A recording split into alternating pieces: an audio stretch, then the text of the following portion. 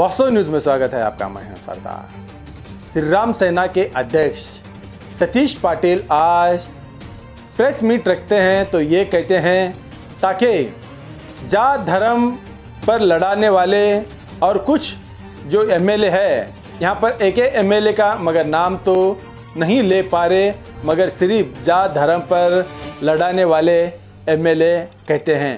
अब तो इन्होंने भी विजयपुर शहर से श्री राम सेना के पक्ष इन्होंने भी एमएलए चुनाव लड़ने के लिए तैयार हो गए और लड़ भी गए, मगर इनको कम से कम 100 से कम या ज़्यादा वोट लिए होंगे, मगर नाम श्री राम जी का और काम कैसे बोलते हैं इसी रिपोर्ट में आपको दिखाते हैं, ताकि अब एक ही हिंदू धर्म में रहकर एक के दुश्मन बन बैठे विजयपुर शहर में।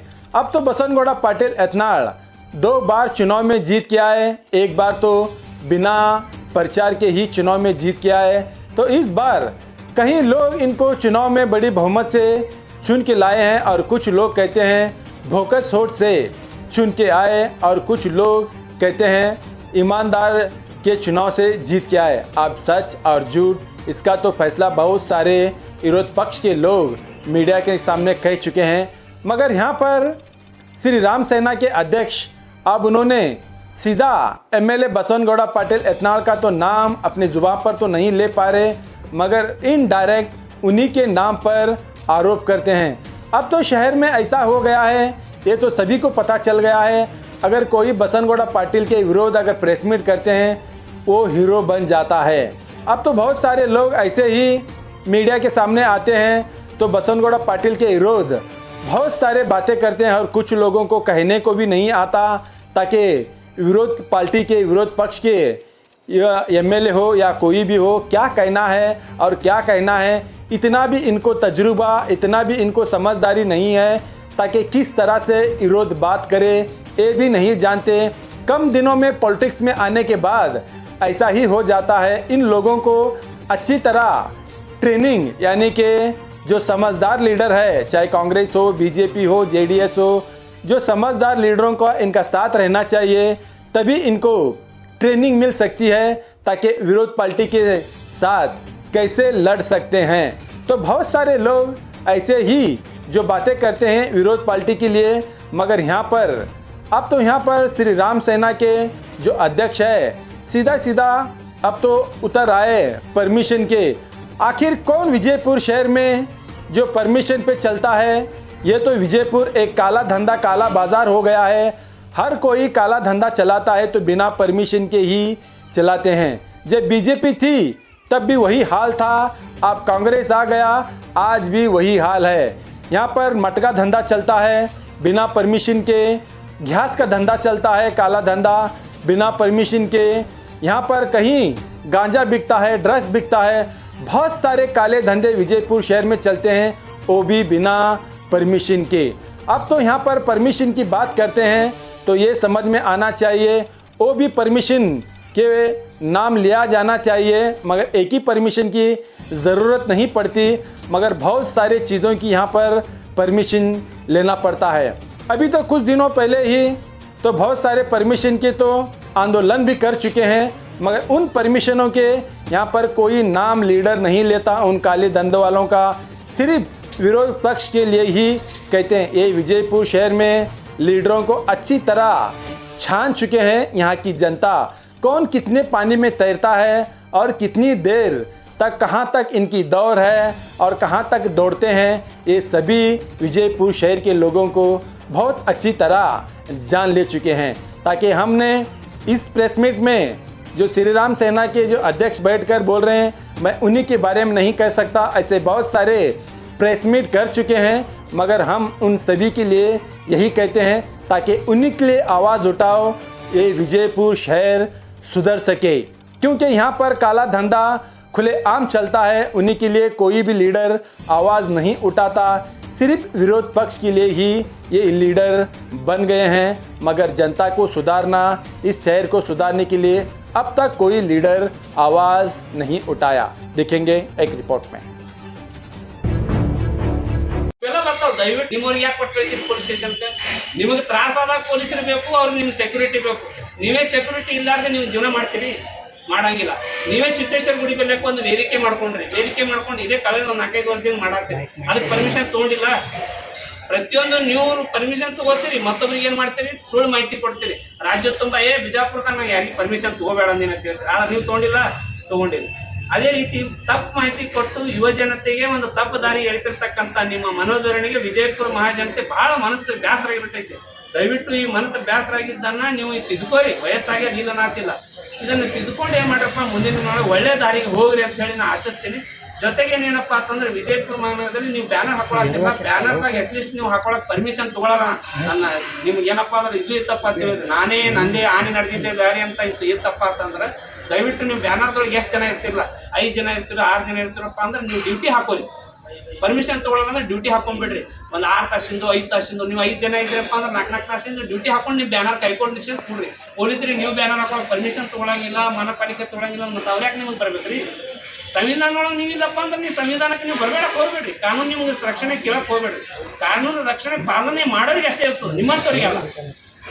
ಜೊತೆಗೆ ಏನಪ್ಪ ಅಂತಂದ್ರೆ ನೀವು ಮುಸ್ಲಿಂ ಬಾಂಧವ್ರ ಬಗ್ಗೆ ಭಾಳ ಅಂದ್ರೆ ಭಾಳ ವಿರೋಧ ಮಾಡ್ತೀರಿ. ಸಿದ್ದೇಶ್ವರ ಸ್ವಾಮೀಜಿ ಅವ್ರಿಗೆ ಒಂದು ಏನಪ್ಪ ಅಂತ ಅಂತ್ಯ ಸಂಸ್ಕಾರದೊಳಗೆ ವಿಜಯಪುರದಲ್ಲಿ ಯಾವುದೇ ಒಂದು ವೇದಿಕೆ ಆಗಲಿ, ನೀವು ಆಗಲಿ, ಇವತ್ತು ನಾವೇ ಆಗಲಿ, ಯಾವುದೇ ಒಂದು ಜನಪ್ರತಿನಿಧಿನೂ ಮುಸ್ಲಿಂ ಬಾಂಧವರಿಗಾಗಲಿ, ವಿಜಯಪುರದಲ್ಲಿರತಕ್ಕಂಥ ಎಲ್ಲ ಸಾರ್ವಜನಿಕ ಎಲ್ಲ ಧರ್ಮದವರಿಗಾಗಲಿ ಯಾರೂ ಕರೆ ಕೊಟ್ಟಿಲ್ಲ. ಅಘೋಷಿತವಾಗಿ ವಿಜಯಪುರ ಬಂದ್ ಮಾಡಿ ವಿಜಯಪುರನ ಶಾಂತಿನಗರ ಅಂತೇಳಿ ಸೂಚಿಸ್ತಕ್ಕಂಥ ಅವತ್ತಿನ ದಿನ ನೀವು ನೆನಪು ಮಾಡ್ಕೋಬೇಕು. ನೆನಪದ ನಿಮಗೆ? ಅವ್ರು ಹೇಳಿ ನೋಡೋಣ, ಹೇಳಂಗಿಲ್ಲ. ಯಾಕಂದ್ರೆ ಒಳ್ಳೇದಾಗೋದು ನಿಮ್ಗೆ ವಿಜಯಪುರನಾಗ ಇಲ್ಲ. ಯಾವಾಗಾದ್ರೂ ಒಂದು ಏನು ಗಾಂಧಿ ಹಬ್ಬಿಸ್ಬೇಕು, ಅದರನ್ನ ಪ್ರಚಾರ ಮಾಡ್ಕೋಬೇಕು. ಮತ್ತು MLA ಹೆಂಗೆ ಆಗ್ಬೇಕ್ರಿ? ಹೊಕ್ಕತ್ರ ಹೋಗಬಾರ್ದು, ಯಾರಿಗೇನು ಕಾಳಜಿ ಮಾಡಬಾರ್ದು. 20 ವರ್ಷ ನಾನೇ MLA ಇರ್ಬೇಕಂದ್ರೆ ನಮಗೆ ಜಗಳ ಹಾಕಿದ್ರೆ ಈ ರೀತಿ ಪ್ರವೃತ್ತಿ ಅದ, ಅದನ್ನು ಬಿಡಬೇಕು. ಜೊತೆಗೆ ಏನೇನಪ್ಪ ಅಂತಂದ್ರೆ ವಿಜಯಪುರ ನಗರದಲ್ಲಿ ನೀವು ಬಂದಿರತಕ್ಕಂಥ 30-40 ವರ್ಷದೊಳಗೆ ಏನು ಅಭಿವೃದ್ಧಿ ಆಗ್ಯದ? ಇದೇ ಒಂದು 10 ವರ್ಷದೊಳಗೆ ನೀವೇನು ಕೆಲಸ ಮಾಡ್ಬೇಕಂತ ಅಂದ್ಕೊಂಡ್ರೆ ಅಧಿಕಾರದೊಳಗೆ ಇದ್ದಂಥ 5 ವರ್ಷದೊಳಗೆ ನೀವು ಮಾಡಿ ಪ್ರಯತ್ನ ಮಾಡಿದ್ರಿ. ಅದು ಮಹಾನಗರ ಪಾಲಿಕೆ ಇಲೆಕ್ಷನ್ ಮಾಡಲಾರ್ದೆ ಕೆಲವೊಂದು ಏನಪ್ಪ ಅಂದ್ರೆ ಆ ಅನುದಾನ ಬಳಸ್ಕೊಂಡು, ಇನ್ನಿತರ ಅನುದಾನಗಳು ಬಳಸ್ಕೊಂಡು ನಿಮ್ಮ ಹೆಸರು ಫೋಟೋ ಪೋಸ್ ಕೊಟ್ಕೊಂಡು ಮಾಡ್ಕೊಂಡ್ರಿ.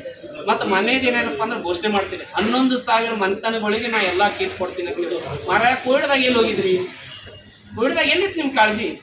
ಕೋವಿಡ್ದಾಗ ನೀರಿತ್ತು, ಭಾಳ ಜನಕ್ಕೆ ಏನಪ್ಪ ಅಂತಂದ್ರೆ ಶ್ರೀಮಂತ ಅಂತ ಅನ್ನತ್ತಿಲ್ಲ. ಕೋವಿಡ್ದಾಗ ಏನಪ್ಪ ಅಂತಂದ್ರೆ ಶ್ರೀಮಂತರಿಗೂ ಆಹಾರದ ತೊಂದರೆ ಇತ್ತು. ಆ ಟೈಮ್ನಾಗ ಇದ್ದಿದ್ದಿಲ್ಲ. ಈಗ ನಿಮ್ಗೆ ಯಾರು ನಮ್ಗೇನು ಮೈ ಮೇಲೆ ಬಟ್ಟೆ ಇಲ್ಲ ಅಂತೇಳಿ ಯಾರು ನಿಮ್ಮ ಮನೆಗೆ ಏನು ಹಾಕೋದು ಬಂದಿಲ್ಲ. ನಿಮ್ಮ ರಾಜಕಾರಣಕ್ಕೆ ಏನೋ ಬಳಸ್ಕೊಳ್ತೀರಪ್ಪ, 11,000 ಜನಕ್ಕೆ ಕಿಟ್ ಕೊಡ್ತೀನಿ ಅಂತ ಹೇಳ್ತಾ ಇದ್ದೀವಿ. ಮತ್ತು ನೀವೇನಪ್ಪ ಅಂತಂದ್ರೆ ಅಧಿಕೃತವಾಗಿ ಕೋವಿಡದಲ್ಲಿ ನೀವು ಎಷ್ಟು ಸಹಾಯ ಸಹಕಾರ ಮಾಡಿರಿ ಅನ್ನೋದು ಘೋಷಣೆ ಮಾಡಿ, ಇಷ್ಟು ಜನಕ್ಕೆ ನಾ ಕಿಟ್ ಹಂಚಿನ ಅಂತೇಳಿ. ಏನೂ ಇಲ್ಲ. ನೀವು ಪಕ್ಕಾ ಪಾಲಿಟಿಕ್ಸ್ ಏನಪ್ಪ ಅಂತಂದ್ರೆ ಒಂದು ಬಿಸ್ನೆಸ್ ಥರ ನಾ ಈ ರೀತಿ ಕೊಡ್ತೀನಿ ಅಂತೇಳಿ ಸುಳ್ಳು ಒಂದು ಹೇಳಿಕೆ ಕೊಟ್ಕೊಂಡು ವಿಜಯಪುರದಲ್ಲಿ ಫೇಮಸ್ ಹಾಕ್ಕೊತ ಹೊಂಟ್ರಿ. ಇದು ಮುಂದಿನ ದಿನಮಾನ ನಡೆಯಂಗಿಲ್ಲ. ಆದ್ರೆ ಇಷ್ಟು ಬರೀ ಸತೀಶ್ ಪಾಟೀಲ್ ಏನಪ್ಪ ಅಂದ್ರೆ ಶಾಸಕರು ಬೈತಾರ ಅನ್ಕೋಬೇಡ್ರಿ. ಅವ್ರದ್ದು ನಿನ್ನೆ ದಿನ ಒಂದು ಹೇಳಿಕೆ ಕೊಟ್ಟಿದ್ದಕ್ಕೆ ಭಾಳ ಸ್ವಾಗತ ಪಡ್ತೀನಿ. ಅದು ಬಹುಶಃ ವಿಜಯಪುರದಲ್ಲಿ ಇರ್ತಕ್ಕಂಥ ಎಲ್ಲ ಯುವ ನಾಯಕರಿಗೆ ಭಾಳ ಖುಷಿ ತಂದರು. ಜಗದೀಶ್ ಶೆಟ್ಟರ್ ಅವ್ರಿಗೆ ಹೇಳಿಕೆ ಕೊಟ್ಟರು, ಏನಪ್ಪಾ ಅಂತಂದ್ರೆ ಇಲ್ಲ ಅಂಥವ್ರ ನಾಯಕರು ಹೋಗಂತವ್ರು ಹೋಗಿ ಭಾಳ ಮಂದಿ ಯುವಜನತೆಗೆ ಭಾಳ ಯುವ ನಾಯಕರು ಬೆಳಿಬೇಕಲ್ಲ ಅಂತ ಹೇಳಿ ಖುಷಿ ವ್ಯಕ್ತಪಡಿಸಿದ್ದಾರೆ. ಅದ್ರ ಮುಖಾಂತರ ಏನಪ್ಪ ಡೈರೆಕ್ಟ್ ತಾವು ಹೇಳ್ಯಾರ, ಮುಂದಿನ ದಿನಮಾನಗಳಲ್ಲಿ ಮುಂದಿನ 2028 ಚುನಾವಣೆಗೆ ತಾವು ನಿವೃತ್ತಿ ಘೋಷಣೆ ಮಾಡ್ತಾರೆ ಅಂತ ಹೇಳಿ ಭಾಳ ಖುಷಿ ಅದ. ಮುಂದಿನ ದಿನಮಾನಗಳಿಗೆ ಅವ್ರು ಹೇಳಿಕೆ ಕೊಟ್ಟಿರ್ತಕ್ಕಂಥ ನಿನ್ನೆ ತಮ್ಮ ಭಾವನೆಗೆ ಬಹಳ ಒಂದು ಧನ್ಯವಾದ ಅರ್ಪಿಸ್ತೀನಿ. ಮುಂದಿನ ದಿನ ಯುವ ಜನತೆಗೆ ಬೆಳೆಸ್ಲಿಕ್ಕೆ ಪ್ರಚೋದನಕಾರಿ ನೀನೇನಪ್ಪ ಅಂದ್ರೆ ಪ್ರಚೋದನಕಾರಿ ಒಂದು ಭಾಷಣಗಳಿಗೆ ಕಿವಿಗೊಡದೆ ನಿಮ್ಮ ನಿನ್ನೆ ಹೇಳಿಕೆಗೆ ಬಹಳ ಸ್ವಾಗತ ಬಯಸ್ತೀನಿ. ಮುಂದಿನ ದಿನಗಳಲ್ಲಿ ಯುವಕರಿಗೆ ನೀವು ಆದ್ಯತೆ ಕೊಡ್ತೀರಿ ಅಂತೇಳಿ ಭಾವಿಸಿ ನಿಮ್ಮ ಹೇಳಿಕೆಗಳು ಬಹುಶಃ ನೀವೇ ಹೇಳ್ತಿರ್ತೀರಿ, ನಾವೊಮ್ಮೆ ಹೇಳಿಕೆ ಕೊಟ್ಟು ಹೊರತು ತೊಗೊಳಂಗಿಲ್ಲ. ಅದಕ್ಕೆ ಮುಂದಿನ ದಿನಗಳಲ್ಲಿ ನೀವು ನಿವೃತ್ತಿ ಆಗೋದು ನೀವು ಬಾಯಿಲಿಂದ ಬಂದದ ಅಂದಮೇಲೆ ಮುಂದಿನ 2028 ಹೊಸೊಬ್ಬರಿಗೆ ಅವಕಾಶ ಮಾಡಿಕೊಡ್ರಿ ಅಂತೇಳಿ ನಾ ಇದು ಮಾಡ್ತೀನಿ. ಅದ್ರ ಜೊತೆಗೇನೇನಪ್ಪ ಅಂತಂದ್ರೆ ನೀನೆ ಇವತ್ತಿನ ಪತ್ರಿಕೆಗಳು ಬಂದಿರತಕ್ಕಂಥ 90 ಶಾಸಕರು ಉತ್ತರ ಕರ್ನಾಟಕದಿಂದ ಇದಕ್ಕೆ ಹೋಗಿರ್ತಾರೆ, ವಿಧಾನಸಭೆಗೆ ಹೋಗಿರ್ತಾರೆ. ಆದ್ರೆ ಯಾರೂ ಕೂಡ ಕೃಷ್ಣ ಇದ್ರ ಮ್ಯಾಗೆ ಆಲ್ಮಟ್ಟಿ ಇದ್ರ ಮ್ಯಾಗೆ ಬಂದಿರತಕ್ಕಂಥದ್ರ ಮ್ಯಾಗೆ ಯಾರೂ ಒಂದು ಧ್ವನಿ ಎತ್ತಿಲ್ಲ ಅನ್ನೋಂಥದ್ದು ನಿವೃತ್ತ ಇಂಜಿನಿಯರ್ ಒಂದು ಅಳಲೇನದ, ಅದು ಭಾಳ ಮನಸ್ಸಿಗೆ ನೋವಾಗ್ಯದ. ಕೇವಲ ಏನಪ್ಪ ಅಂದ್ರೆ ನಿಮ್ಮ ಪೊಸಿಷನ್, ನಿಮ್ಮ ಮಿನಿಸ್ಟ್ರಿಗೆ ನೀವೇನಪ್ಪ ಅಂದ್ರೆ ನಾವು ವಿರೋಧ ಪಕ್ಷ ನಾಯಕ ಆಗಬೇಕು ಅಂತೇಳಿ ಬರೆದಾಡ್ತಿರ್ತಕ್ಕಂಥದ್ದು ಒಂದು ಹಿರಿಯ ಜೀವಿಗೆ ಭಾಳ ಮನಸ್ಸಿಗೆ ನೋವಾಗ್ಯದ. ಅದ್ರ ಜೊತೆ ರಾಜ್ಯದ ಜನತೆಗೂ ನೀವೇನು ಉತ್ತರ ಕರ್ನಾಟಕ ಬರೇ ಪೇಪರ್ ಸ್ಟೇಟ್ಮೆಂಟ್ ಕೊಡಾತೀರಿ. ನಿಮ್ಮದು ವಿಧಾನಸಭೆಯಲ್ಲಿ ಯಾವುದೇ ರೀತಿಯಿಂದ ಅದರ ಪ್ರತಿಕ್ರಿಯೆ ಇಲ್ಲ. ನೀವು ಬರೀ ಕೇವಲಪ್ಪ ಹೇಳಿಕೆ ಆಗಬಾರ್ದು.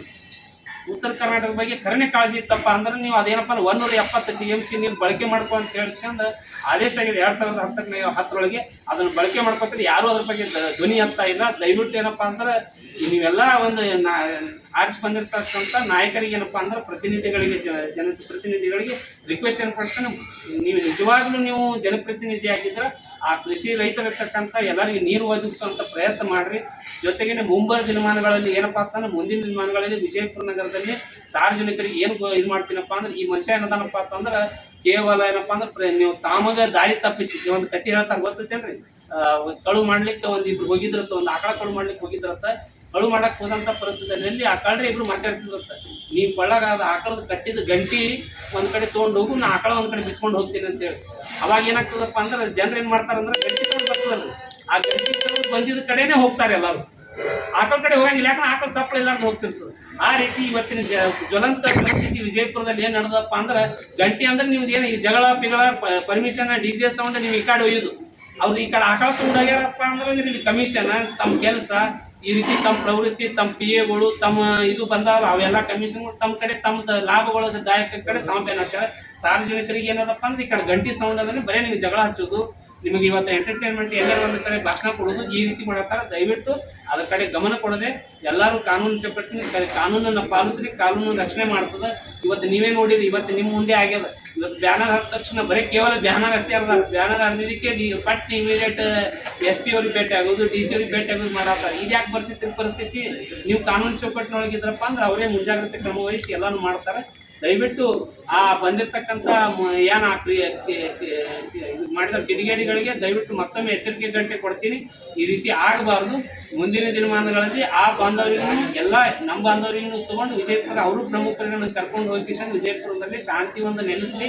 ಮುಂದಿನ ದಿನಮಾನಗಳಲ್ಲಿ ಯಾವುದೇ ಒಂದು ನಿಮ್ಮ ನಗರದಲ್ಲಿ ಯಾವುದೇ ಅಹಿತಕರ ಘಟನೆ ಆದ್ರೂ ಕಾನೂನು ಚೌಕಟ್ಟಿನೊಳಗೆ ಆಯಾ ಸಂಬಂಧಪಟ್ಟ ನಮ್ಮ ಸದಸ್ಯರಿಗೆ ಮಹಾನಗರ ಪಾಲಿಕೆ ಸದಸ್ಯರು ಆರಿಸಿ ಬಂದು ಬಹುಶಃ 6-8 ತಿಂಗಳಾದ್ರೂ ಸಹಿತ ಅವರಿಗೆ ಅಧಿಕಾರ ಕೊಟ್ಟಿಲ್ಲ.